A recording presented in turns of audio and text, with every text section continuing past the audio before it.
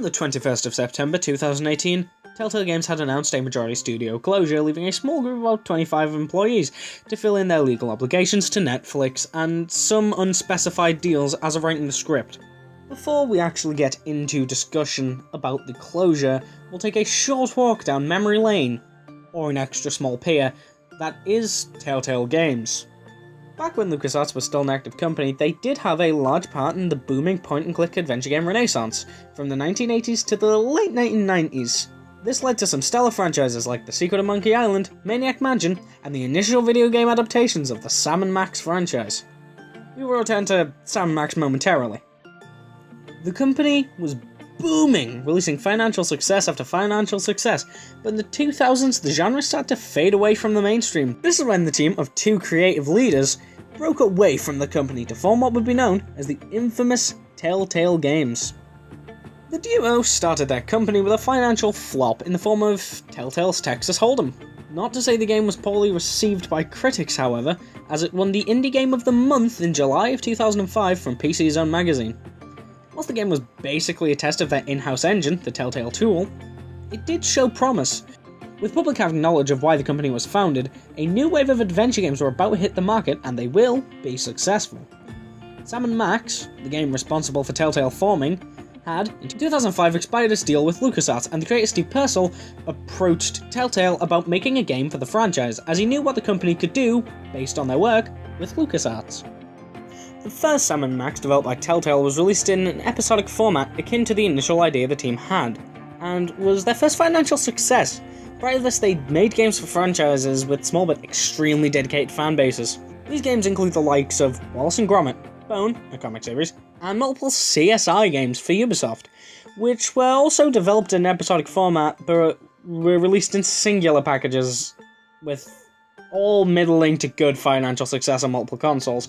When Season 1 of Sam & Max released, however, it was considered the first successful release of a game in an episodic format, as prior to this, Bone fell through, and Wallace and Gromit was a boring slog. The success of Sam & Max meant that Telltale had become trusted to work with bigger franchises, and they started to develop for larger names in 2008, the most notable ones being Back to the Future the game and Jurassic Park the game, which they acquired the rights to from NBC Universal. The latter was poorly received for being more an interactive movie than gaming experience, but the former was to become known as the missing Back to the Future movie in the fans, a part 4, if you will. The failure of Jurassic Park made Telltale more determined to make a good story-heavy interactive film of sorts, and so they did. In 2010, Telltale acquired the rights to make a game based on Robert Kirkman's The Walking Dead, and the Fables comics, respectively. They, like many of their games in the past, had a lot of creative freedom with Walking Dead, and strived to make an endearing story and characters with a good balance for gameplay. The Walking Dead is basically what put the company in the public eye in a big way, grossing about $40 million across all platform releases for the first season of the franchise alone. Earlier, I mentioned a comic called Fables. You may be a little unfamiliar with the source because in the public eyes, Fables is relatively unknown, kind of depressing.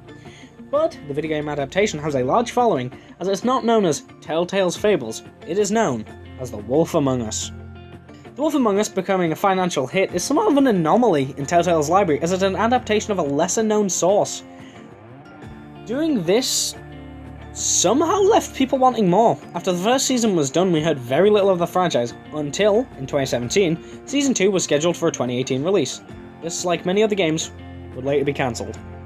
The main thing you likely clicked on this video for was the reason behind the closure, and if any of the games will be released.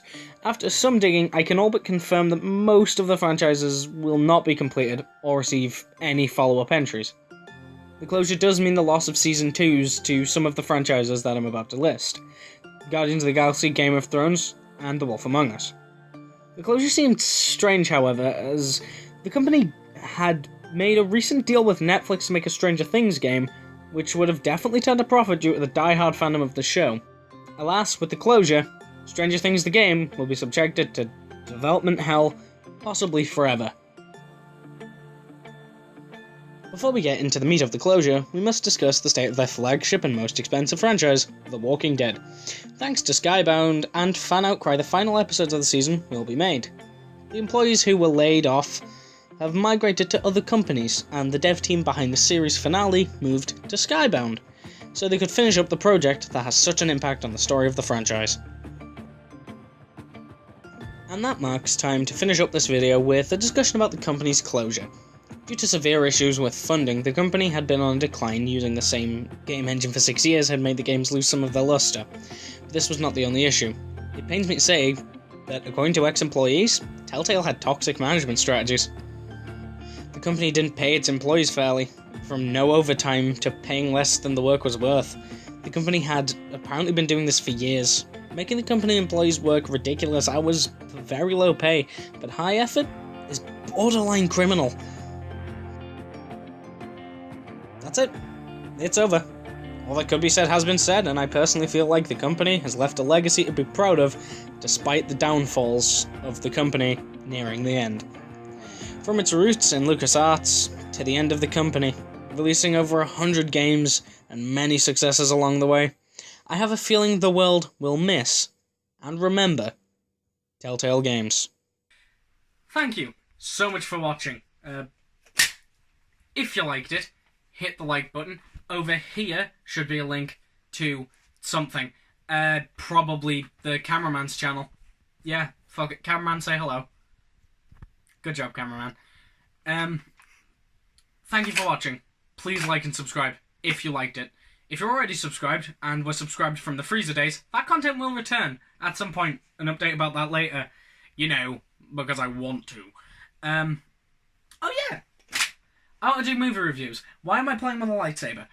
I want to do movie reviews and movie game reviews. So, if you give me a moment, cameraman, follow me down to the bed. I'm going to do a couple of different series. Movie tie-ins. They'll be long videos because it'll be the movies and their tie-ins. And retrospectives. I'm using Assassin's Creed Revelations because it feels fitting. I'll be doing a retrospective on game series. The first one that I will do, as seen here, is Assassin's Creed, because that's the one I have the most easy access to.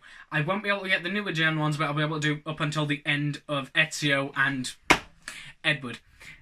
Nah, I didn't fuck up, you can't prove that.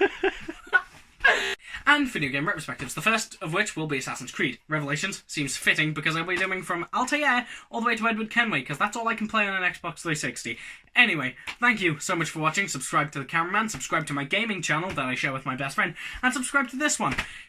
Why do I have 2 fucking YouTube channels?